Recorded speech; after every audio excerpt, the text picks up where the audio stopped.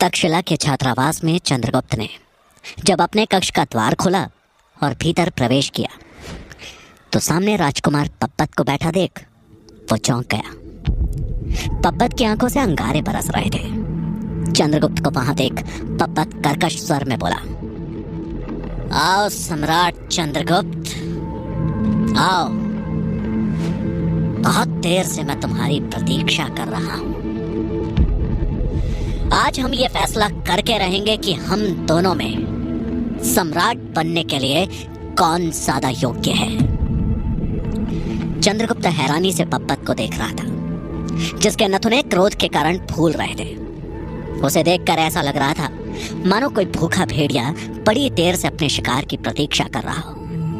चंद्रगुप्त को पप्पत का इस तरह उस पर क्रोध करना ठीक नहीं लगा। इससे पहले कि वो पप्पत से कुछ पूछ पाता या उसे समझा पाता, पप्पत अपने स्थान से उठा और घात लगाए जानवर की तरह उस पर टूट पड़ा। अपने ऊपर अचानक हुए इस हमले से चंद्रगुप्त संभल नहीं पाया और लड़खड़ा कर नीचे गिर पड़ा। उसके नीचे गिरते ही पप्पत फुर्ती से उसके ऊपर बैठ गया और उसके चेहरे पर एक जोरदार वार किया। चंद्रगुप्त के मुंह से एक आह निकल गई। पप्पत उसे उकसाते हुए बोला, क्या हुआ सम्राट, दर्द हो रहा है? मुझे भी हो रहा है। यहाँ अपने हृदय की ओर इशारा करते हुए पप्पत बोला, जब से पता चला है कि आचार्य चाणक्य तुम्हें सम्राट बनाना चाहते हैं, अब मुझसे युद्ध करो, नहीं तो जाकर कह दो आचार्य से कि तुम सम्राट बनने योग्य नहीं हो। पप्पत को देखकर ऐसा लग रहा था मानो चंद्रगुप्त उसका जन्म जन्मांतर का दुश्मन हो। इस बीच वहां हो रहे शोर को सुनकर छात्रावास के सभी छात्र वहां एकत्रित हो गए। पप्पत को चंद्रगुप्त पर यूं पागलों की तरह वार करता देख सारे छात्र हैरान थे, जबकि वीरसेन और उसके मित्रों को इस लड़ाई को देखने में सबसे ज्यादा आनंद आ रहा था। चंद्रगुप्त समझ चुका था कि पप्पत के सिर पर खून सवार है, इसलिए अब उसे उसके वारों का जवाब देना ही होगा। पप्पत के अगले वार को चंद्रगुप्त ने एक हाथ से हवा में ही रोक लिया और दूसरे हाथ से उसकी छाती पे इतना तेज प्रहार किया कि वो छिटक कर दीवार से जा टकरा। लेकिन पप्पत ने हिम्मत नहीं हारी और वो दुगनी शक्ति से चंद्रगुप्त पे वार करने के लिए आगे बढ़ा। चंद्रगुप्त के मन में पप्पत के लिए आदर और सम्मान समाप्त हो चुका था और दोनों एक योद्धा की तरह आमने सामने थे। देखते ही देखते दोनों के बीच भयंकर द्वंद्व युद्ध छिड़ गया। चंद्रगुप्त पप्पत पर भारी पड़ने लगा था। अगले ही पल पप्पत की गर्दन चंद्रगुप्त के हाथों में थी और इससे पहले कि वो उसकी गर्दन पर अपना अगला वार करता, किसी ने चंद्रगुप्त के हाथों पे छड़ी से तेज प्रहार किया। चंद्रगुप्त की पकड़ ढीली हो गई। मौका पाकर पप्पत ने खुद को उसकी पकड़ से आजाद करा लिया और उस पर पलट पार करने के लिए झपटा, लेकिन तभी छड़ी का अगला वार उसके हाथों पे हुआ। दोनों ने छड़ी मारने वाले की तरफ देखा तो सामने आचार्य श्वेतांक खड़े थे। उन्हें देखते ही दोनों ने लड़ना बंद कर दिया और अपना सर झुका आचार्य के सामने खड़े हो गए। आचार्य श्वेतांक उन दोनों को डांटते हुए ऊंचे स्वर में बोले, क्या तुम दोनों ये भूल चुके हो कि इस वक्त तुम दोनों तक्षशिला के छात्रावास में हो? यदि तुम दोनों को युद्ध करने की इतनी इच्छा है तो जाओ, जाकर छात्रावास के बाहर लड़ो। यहाँ का वातावरण खराब करने की कोई आवश्यकता नहीं है। दोनों बिना कुछ बोले सर झुकाए उनकी डांट सुन रहे थे। आचार्य श्वेतांक ने क्रोध में बरसते हुए आगे कहा, तुम दोनों को इस गलती का दंड अवश्य मिलेगा। मैं अभी जाकर आचार्य चाणक्य को इसकी सूचना देता हूं, वही तुम दोनों का दंड तय करेंगे। क्षमा आचार्य। दोनों ने एक साथ आचार्य श्वेतांक से क्षमा मांगी। क्षमा? क्षमा अब आचार्य चाणक्य से मांगना। ये कहते हुए आचार्य श्वेतांक वहां से जाने लगे, लेकिन जाते जाते वो फिर से उनकी ओर मुड़े और बोले, अगर अब दोबारा तुम दोनों ने किसी भी प्रकार की ओछी हरकत की तो अपना निष्कासन पक्का समझना। याद रहे, कोई तुम्हें बचा नहीं पाएगा। आचार्य श्वेतांक के वहां से जाते ही पप्पत चंद्रगुप्त को आंखें दिखाते हुए बोला, आज तो तुम बच गए, लेकिन ज्यादा दिनों तक नहीं बच पाओगे। ये लड़ाई अधूरी रही, लेकिन जल्द ही मैं इसे समाप्त करूंगा। यह कहकर पप्पत वहां से चला गया। इस बीच बाकी छात्र भी अपने कक्ष की ओर जाने लगे। चंद्रगुप्त वहां खड़ा हैरान था कि ये सब अचानक क्या हो गया, लेकिन वीरसेन इस घटना को देख मन ही मन मुस्कुरा रहा था, क्योंकि उसकी नजर में चंद्रगुप्त का एक और शत्रु तक्षशिला में आ चुका था। इधर मगध की राजधानी पाटलिपुत्र में चंद्रगुप्त की याद में मुरा बेसुध हालत में राजमहल के अपने दैनिक कार्य निपटा रही थी। वो महल की फर्श को साफ कर रही थी, लेकिन उसका सिर्फ शरीर पाटलिपुत्र में था। आत्मा तो कहीं और ही भटक रही थी। उसे रह रह कर अपने पुत्र चंद्रगुप्त की चिंता सता रही थी। जाने कहाँ होगा मेरा चंद्र, कैसा होगा? हे महादेव, कहाँ खोजूं मैं अपने बच्चे को? वो जहां भी हो उसकी रक्षा करना महादेव, उसकी रक्षा करना। वो मन ही मन भगवान से अपने पुत्र के लिए विनती किए जा रही थी। वो अपने पुत्र की चिंता में इतना ज्यादा खोई हुई थी कि उसे ध्यान ही नहीं रहा कि महल के जिस गलियारे को वो साफ कर रही है, राजा धनानंद उसी गलियारे से गुजर रहे हैं। मुरा की पीठ राजा धनानंद की ओर थी, इसलिए वो उन्हें देख नहीं पाई। धनानंद मदिरा के नशे में चूर गिरते पड़ते उस गलियारे से गुजरते हुए अपने कक्ष की ओर बढ़ रहे थे। उन्हें भी वहां पे सफाई करती हुई मुरा दिखाई नहीं दी।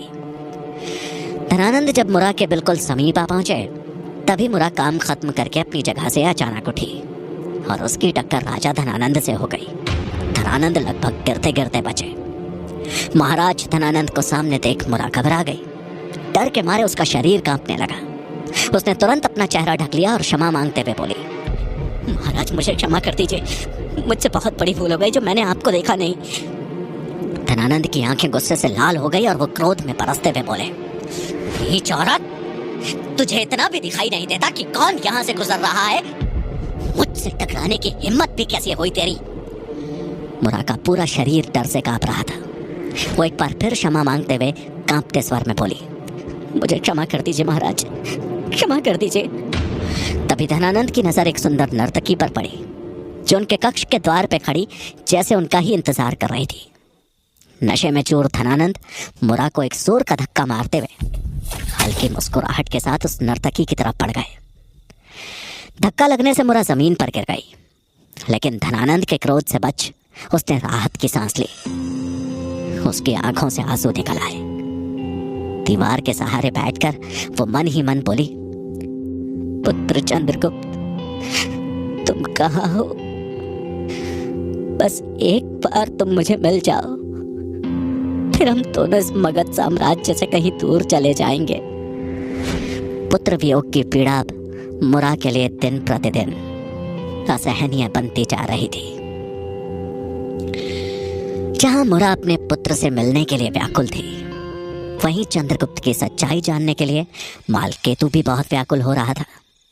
लेकिन उससे ज्यादा वो ये जानने के लिए व्याकुल था कि कहीं राजहंस कहीं कोई खेल तो नहीं खेल रहा है। मालकेतु इसी उधेड़पुन में आचार्य गजानन के कक्ष में आ पहुंचा और उन्हें प्रणाम करते हुए संशय भरे स्वर में बोला, आचार्य, आप कुछ भी कहें, लेकिन मुझे राजहंस की बातों पर विश्वास नहीं है। उसकी बात सुनकर गजानन स्वर ऊंचा करते हुए बोले, तुम बेकार ही उस पे संदेह कर रहे हो। वो मेरा बहुत अच्छा और विश्वास पात्र सेवक है। मैंने तुमसे पहले ही कहा था कि अगर संदेह है तो प्रमाण प्रस्तुत कर दो। आचार्य की बात सुन मालकेतु कुछ सोचते हुए बोला, हो सकता है आप सही कह रहे हो, लेकिन कुछ तो है जो वो हमसे छिपा रहा है। रही बात प्रमाण की, तो मैं उससे मिलने उसके कक्ष में गया था, लेकिन वहां के हाल देख समझ आ रहा था कि राजहंस विश्राम करने के बजाय कहीं और ही है। ये सुनकर आचार्य गजानन तंज कसते हुए बोले, तक्षशिला तुम्हारी सोच से बहुत बड़ा है मालकेतु। यहाँ कक्षों की कमी नहीं है, वो किसी और कक्ष में भी तो आराम कर सकता है। क्या तुमने उसे सभी कक्षों में खोजा? मालकेतु के पास इस बात का कोई जवाब नहीं था, लेकिन फिर भी उसने आचार्य से विनती करते हुए कहा, यदि आपकी अनुमति हो तो मैं उसकी एक छोटी सी परीक्षा लेना चाहूंगा, ताकि मेरा संदेह दूर हो सके। क्या करूं? हूं तो एक सैनिक ही, आदत से मजबूर हूं, सहज ही किसी पर विश्वास नहीं होता मुझे। मालकेतु की बात सुन आचार्य गजानन मन ही मन सोचने लगे, यह अगर इतना जोर दे ही रहा है तो राजहंस की परीक्षा लेने में कोई बुराई नहीं है। इससे इसका संदेह भी मिट जाएगा और राजहंस की मेरे प्रति वफादारी भी प्रमाणित हो जाएगी। पर अगर इसका संदेह सही निकला तो? अभी आचार्य गजानन सोच ही रहे थे कि तभी मालकेतु की दृष्टि द्वार पे पड़ी। उसने राजहंस को कक्ष की ओर आते हुए देख लिया। जैसे ही राजहंस कक्ष के द्वार पे पहुंचा, मालकेतु आचार्य गजानन से इस तरह बातें करने लगा जैसे कि कोई बहुत ही महत्वपूर्ण सूचना दे रहा हो। आचार्य गजानन उसका इशारा समझ चुके थे। मालकेतु धीरे से किंतु राजहंस को सुनाते हुए आचार्य गजानन से कहने लगा, ये बात 100% सत्य है आचार्य। मेरी सूचना मिलने के बाद मगध से एक तीरंदाज तक्षशिला के लिए निकल चुका है। वो कल सवेरे तक्षशिला में होगा और कल सुबह ही जब चाणक्य स्नान के लिए नदी में जाएगा तो फिर वहां से वापस लौट कर नहीं आएगा। कक्ष के द्वार पे खड़े राजहंस ने जब ये सुना तो उसके कान खड़े हो गए। उसने कक्ष के भीतर प्रवेश किया और आचार्य गजानन का अभिवादन करते हुए बोला, प्रणाम आचार्य। राजहंस की तरफ देखकर आचार्य गजानन ने इस प्रकार व्यवहार किया जैसे उन्हें उसके आने का आभास ही ना हुआ हो। वह बोले, अरे राजहंस, तुम कब आए? राजहंस बोला, बस अभी अभी। और उसके बाद उसने मुस्कुराकर मालकेतु की तरफ देखा। मालकेतु भी राजहंस को देखकर आंखों में विनम्र भाव लाते हुए मुस्कुरा उठा। वो बोला, आओ राजहंस, बैठो। क्या सूचना लाए हो? राजहंस बोला, कुछ नहीं, बस आचार्य से आज दिन भर जो भी कार्य करने हैं उनकी जानकारी लेने आया था। ये कहकर राजहंस आचार्य गजानन के सामने बैठ गया और उनसे आज किए जाने वाले कार्यों की जानकारी लेने लगा। राजहंस उनके सामने इस प्रकार व्यवहार कर रहा था जैसे उसने उन दोनों की बातें सुनी ही ना हो, लेकिन आचार्य को मारने की उनकी बात उसके कानों में गूंज रही थी। वो अंदर से बेचैन था। वहीं मालकेतु राजहंस के मन में चल रही उधेड़पुन को भांप रहा था। वो मन ही मन मुस्कुरा रहा था क्योंकि उसने अपनी चाल चल दी थी। अब देखना यह था कि राजहंस पे उसका संदेह सही है या गलत। इधर तक्षशिला के सेवा कक्ष में चंद्रगुप्त बैठा अपने घावों को देख रहा था कि तभी सुकेतु बनी सुकन्या एक कटोरी में लेप लेकर आई और उसे चंद्रगुप्त के घावों पे लगाने लगी।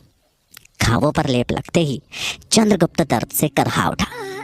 ये देख सुकन्या बोली, ये बहुत ही उपयोगी औषधि है। थोड़ा दर्द होगा लेकिन इससे तुम्हारे घाव बहुत जल्दी भर जाएंगे।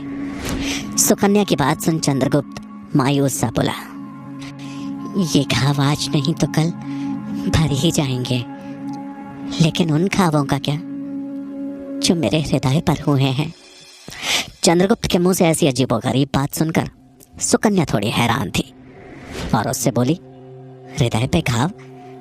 तुम कहना क्या चाहते हो चंद्र? चंद्रगुप्त बोला, सुकन्या, मैं इस बात से दुखी नहीं हूं कि राजकुमार पब्बत के साथ मेरा युद्ध हुआ। मैं दुखी हूं तो इस बात से कि ये जो कुछ हुआ सिर्फ इसलिए क्योंकि मैं एक गुलाम हूं। मुझे ना मेरे वंश का पता है और ना ही माता पिता का। मुझ जैसा इंसान क्या ही सपने देख या साकार कर सकता है? ये कहते कहते चंद्रगुप्त उदास हो गया। सुकन्या उसकी स्थिति समझ चुकी थी। सुकन्या आश्चर्य से बोली, तो इसमें तुम्हारी क्या गलती? क्योंकि तुम्हें अपने वंश का पता नहीं, इसका ये मतलब तो नहीं कि तुम योग्य नहीं हो या फिर तुम सपने नहीं देख सकते। चंद्रगुप्त परेशान होता हुआ बोला, लेकिन यहाँ वीरसेन, पब्बत, आचार्य गजानन सब योग्यता से ज्यादा मेरे अस्तित्व, मेरे वंश पे सवाल उठा रहे हैं। आज तक्षशिला के लोग मेरे अस्तित्व पे प्रश्न उठा रहे हैं, कल बाहर के लोग भी यही सवाल करेंगे, तब मैं क्या करूंगा? सुकन्या चंद्रगुप्त की ओर देखते हुए बोली, इसमें निराश होने वाली कौन सी बात है? हमारे पास भले ही तुम्हारे माता पिता नहीं, लेकिन एक उम्मीद तो है कि वो लोग जिंदा हैं। वो आज नहीं तो कल तुम्हारे साथ हो सकते हैं। पर मेरे बारे में सोचो। कहते कहते सुकन्या अचानक से रुक गई। उसकी आंखें अपने माता पिता को याद करते हुए भर आईं। खुद को संभालते हुए सुकन्या आगे बोली, मैं तो कभी अपने माता पिता से मिल भी नहीं पाऊंगी। ये कहकर उसने चंद्रगुप्त की ओर देखा चंद्रगुप्त को अब समझ आया कि सुकन्या का दुख तो उससे कहीं बड़ा है। वो उसकी तरफ देख कुछ सोचते हुए बोला, तुम सही कह रही हो सुकन्या, मेरा दुख तुम्हारे दुख के सामने कुछ भी नहीं। मुझे क्षमा कर दो, मैंने अनजाने में एक बार फिर तुम्हारे घावों को कुरेद दिया। उसकी बात सुनकर सुकन्या अपने आंसू पोंछते हुए बोले, ऐसा कुछ नहीं है चंद्र, बस तुम उम्मीद मत छोड़ना। देखना, एक दिन तुम अपने माता पिता से जरूर मिलोगे। और ऐसा कहकर सुकन्या उसके घावों पे लेप लगाने लगी और एक बार फिर चंद्र करहा उठा। सुकन्या बोली, अब क्या हुआ? चंद्रगुप्त ठिठोली करते हुए बोला, अब तो पब्बत भी मेरे विरुद्ध हो गया। अब इस तक्षशिला में मेरा कोई दोस्त नहीं। सुकन्या उसे मजाक में आंखें दिखाते हुए बोली, ऐसा कैसे कह सकते हो तुम? मैं हूं ना तुम्हारी मित्र। जहां एक और सुकन्या ने चंद्रगुप्त से बात कर उसके मन में उठ रहे संशय को थोड़ा कम कर दिया था, वहीं आचार्य चाणक्य की हत्या करने की बात सुन राजहंस का मन हिलोरे खा रहा था। चाणक्य की मृत्यु से उसे भी लाभ था। आखिर उसका भी एक दुश्मन कम हो जाता। लेकिन अगर चाणक्य बच गए तो? नहीं, अगर चाणक्य बच गए तो उनको पता चल ही जाएगा कि मैंने उनसे ये बात छुपाई और फिर सर्वनाश तय है। मुझे उन्हें बता ही देना चाहिए। मन ही मन सोचते हुए अब राजहंस तेज कदमों से आचार्य चाणक्य के कक्ष की तरफ बढ़ गया। उसने आचार्य चाणक्य के कक्ष में प्रवेश किया तो देखा कि वो वहां नहीं थे। राजहंस खुद में ही बोला, आचार्य कहाँ जा सकते हैं? मुझे जल्द ही उनको खोज उन तक ये सूचना पहुंचानी होगी कि उनके प्राण संकट में हैं। ये निश्चय करते हुए राजहंस उनके कक्ष से बाहर निकला तो सामने सूरजमल दिखा। राजहंस को आचार्य चाणक्य के कक्ष से बाहर आता देख सूरजमल हैरानी में बोला, तुम यहाँ क्या कर रहे हो? राजहंस तपाक से बोला, मैं आचार्य चाणक्य को ढूंढ रहा हूँ, मेरा उनसे मिलना बहुत आवश्यक है। ये सुनकर सूरजमल बोला, किंतु आचार्य चाणक्य तो तक्षशिला में है ही नहीं। तो फिर कहाँ है? राजहंस ने पूछा। तब सूरजमल बोला, ये मुझे भी नहीं पता। उन्होंने चंद्रगुप्त और राजकुमार पब्बत को तक्षशिला के बाहर बुलवाया है। शायद उन दोनों को कोई कठोर दंड देने वाले हैं। सूरजमल की बात सुनकर राजहंस को समझ नहीं आ रहा था कि वो आचार्य चाणक्य तक कैसे पहुंचे। वहीं चंद्रगुप्त और राजकुमार पब्बत चुपचाप तक्षशिला के एक सेवक के साथ घने जंगलों में चले जा रहे थे। उन्हें यह तो पता था कि आचार्य चाणक्य उन्हें दंड अवश्य देंगे, लेकिन दंड के लिए इतनी दूर बुलाने की बात दोनों को ही उलझाए हुए थी। दोपहर का समय था और भीषण गर्मी पड़ रही थी। दोनों चलते चलते बुरी तरह थक चुके थे। आखिरकार सेवक उन्हें एक पहाड़ी के पास लेकर आया और बोला, वो देखो, पहाड़ी के उस आखिरी छोर पे आचार्य चाणक्य खड़े तुम दोनों की प्रतीक्षा कर रहे हैं। जाओ। ये कहकर सेवक वहीं पर रुक गया। चंद्रगुप्त और पब्बत पहाड़ी की तरफ चल दिए। किसी तरह वो पहाड़ी के आखिरी छोर पे पहुंचे तो देखा कि आचार्य चाणक्य शून्य दृष्टि से आसमान की ओर देख रहे हैं, जैसे किसी गहरे विषय के बारे में चिंतन कर रहे हों। चंद्रगुप्त और पब्बत दोनों ठीक उनके पीछे आकर खड़े हो गए और एक स्वर में बोले, आचार्य, आपने हमें बुलाया? उनकी आवाज सुनकर आचार्य का ध्यान टूटा और वो धीरे से पीछे मुड़े। उनके चेहरे का भाव गंभीर था। कहिए आचार्य, आपने हमें यहाँ इतनी दूर इस निर्जन पहाड़ी पर क्यों बुलाया? पब्बत ने आचार्य चाणक्य से प्रश्न किया। चाणक्य बोले, मुझे तुम दोनों को एक महत्वपूर्ण बात बतानी है। और वो क्या है आचार्य? चंद्रगुप्त ने थोड़ा डरते हुए पूछा। तब चाणक्य गंभीर स्वर में बोले, यही कि तुम दोनों में से कोई भी सम्राट बनने योग्य नहीं। ये सुनते ही दोनों बुरी तरह चौंक गए। उन्होंने आचार्य चाणक्य से इस प्रकार के उत्तर की आशा नहीं की थी। आखिर आचार्य चाणक्य ने ऐसा क्यों कहा? क्या चाणक्य को सतर्क कर राजहंस का भेद खुल जाएगा? जानने के लिए सुनिए चाणक्य का अगला भाग, सिर्फ और सिर्फ पॉकेट एफएम पर।